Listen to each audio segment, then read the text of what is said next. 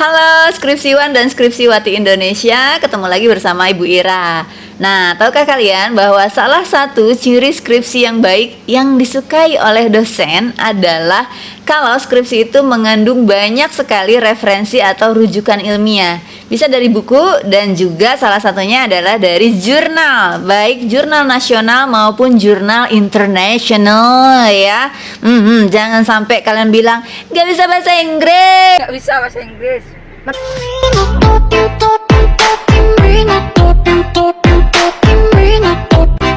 Awas. Nah, karena ya mau nggak mau ya kalau kalian banyak mengandung rujukan yang dari jurnal internasional tuh skripsi kalian akan kaya sekali dengan hal-hal baru gitu loh ya.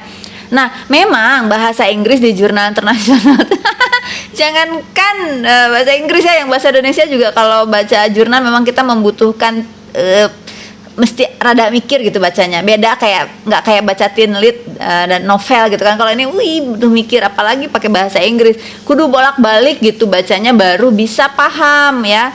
Nah, tapi kalian jangan putus asa. Dan kita juga sebenarnya bisa kok menggunakan teknik-teknik tertentu untuk membuat cara membacanya itu tidak seperti yang tadi ya, mengulang-ulang baca baru bisa paham dan mereview ya.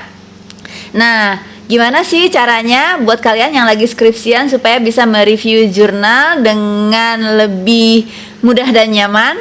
Juga untuk kalian yang meskipun belum skripsi mungkin dapat tugas untuk mereview jurnal. Check it out!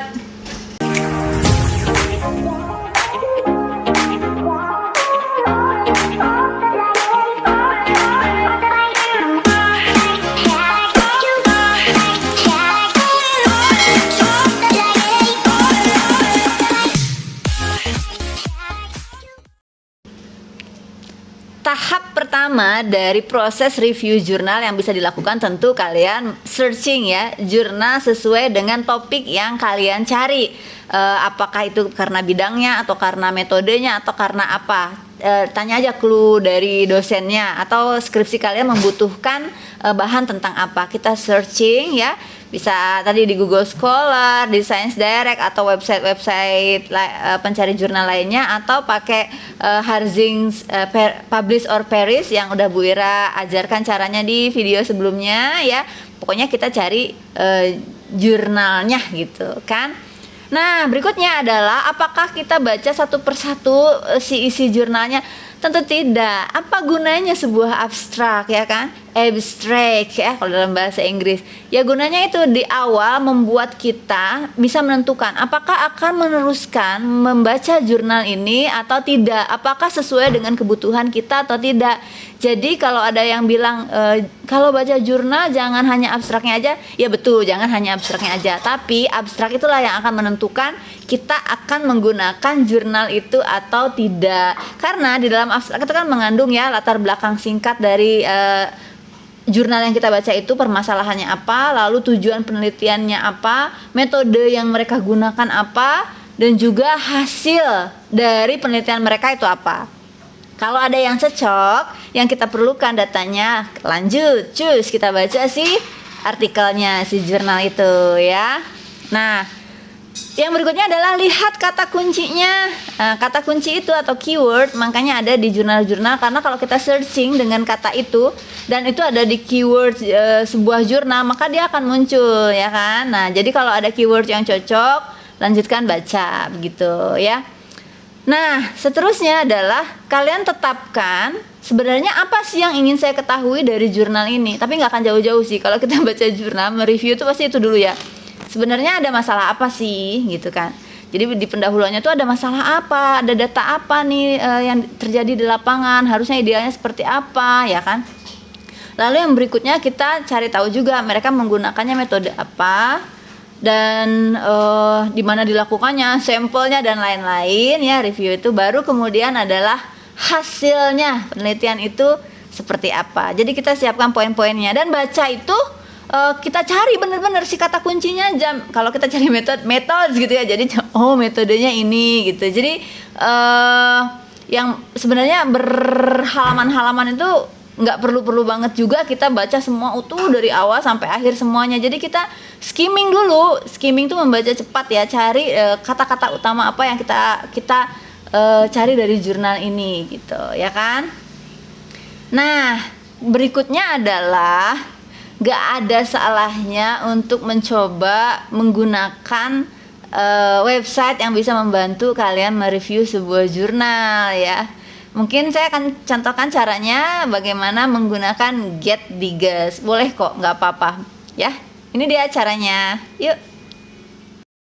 Oke, kita mulai dengan memasukkan Getdiggers di Google seperti biasa. Nah, ini terus ketemu ya yang paling atas, klik aja dan terbukalah ya.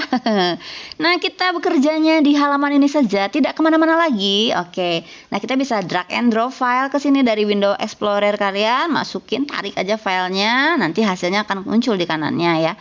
Selain itu kita bisa juga choose file yang diterima ada doc, ada PDF dan juga TXT.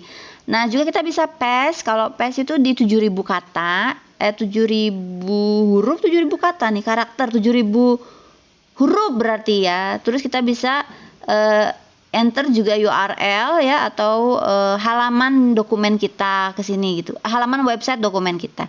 Oke, kita coba choose file. Ini saya akan mencoba mendiges, mencerna, mencari intisari dari sebuah artikel berjudul Strategies for Mitigation of Climate Change ya. Jadi ini tuh papernya tentang usaha mitigasi perubahan iklim. Apa aja sih strategi yang dilakukan?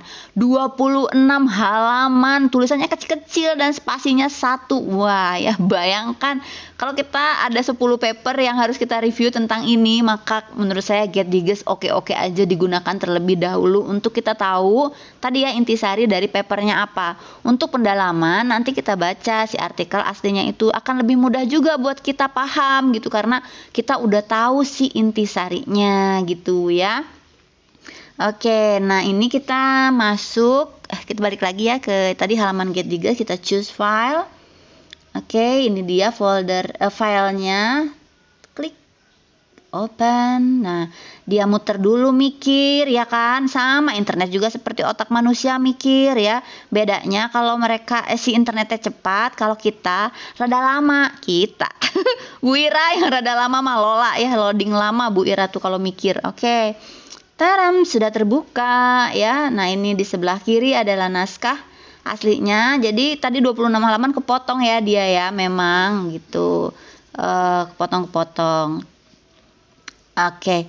Nah, ini hasilnya di awal-awal itu identitasnya ada keyword, terus identitas jurnalnya, judul papernya, penulisnya, tahunnya, dan identitas-identitas lainnya dari si paper yang kita review ini. Baru deh masuk ke hasilnya.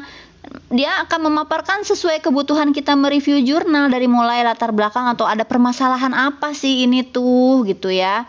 Katanya ternyata perubahan iklim itu terjadi dan ada efek rumah kaca yang menyebabkan pemanasan global dan lain-lain. Penyebabnya bisa jadi karena memang sifat si bumi itu seperti itu, dan tapi terutama adalah kecepatan pemanasan global dan perubahan iklim itu ternyata dipengaruhi oleh aktivitas manusia yang tidak cinta lingkungan. Ya gitu. Metodenya juga, metode kenapa review ini berhasil ditulis seperti itu juga ada ya di sini, dengan cara apa. Nah, terus ini dia hasilnya seperti apa sih, apa yang terjadi, terus usaha-usaha apa yang bisa dilakukan untuk memitigasi perubahan iklim tersebut gitu. Nah, ini ya. Oke, nah kan tadi baru setengah tuh belah kiri ya, maksudnya masih sedikit. Ini di paling atas tuh ya, nah ada, kita bisa tambahin. Jadi dia akan mereload lagi, nambah halaman berikutnya dari artikel itu untuk dicari intisarinya ya. Nah, klik lagi aja terus sampai ke kanan. Jadi itu semakin banyak dari isi artikel tersebut yang diambil intisarinya gitu ya. Ini memang kebetulan yang biasanya artikel tuh 15 halaman, sini 26 halaman, panjang banget ya.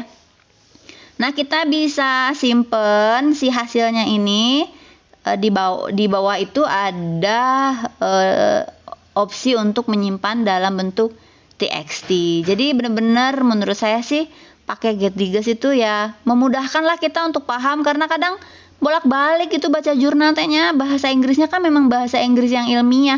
Jangankan bahasa Inggris ilmiah ya, baca subtitle aja kan kita kadang bingung ya. Makanya apalagi baca yang jurnal gitu. Jadi ini mempermudah kita. Selamat mencoba semuanya.